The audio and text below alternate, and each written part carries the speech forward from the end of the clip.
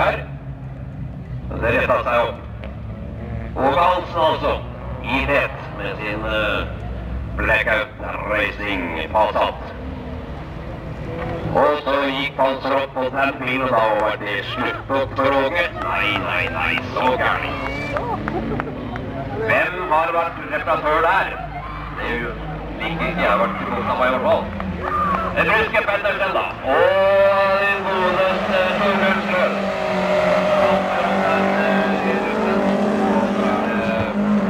Morten Antonsen. Her kan det bli mye kjefting, tenker jeg, når han Åge kommer inn nå.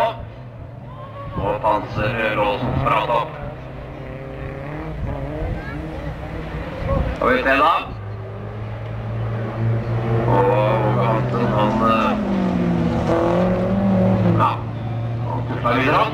Nå er det Rusken Pettersen da. Nå er det Torbjørnstrøm kommer ut fra alternativet som en kanonkule.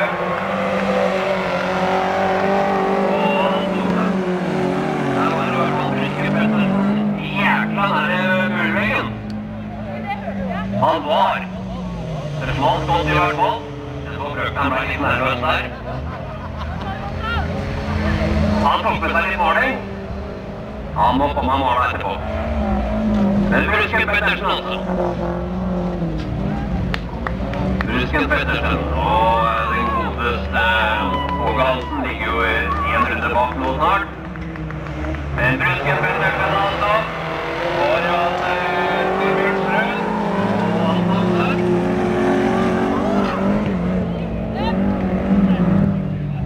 Det var jo mål! Ja, der gikk Åge pent og fint inn til kanten.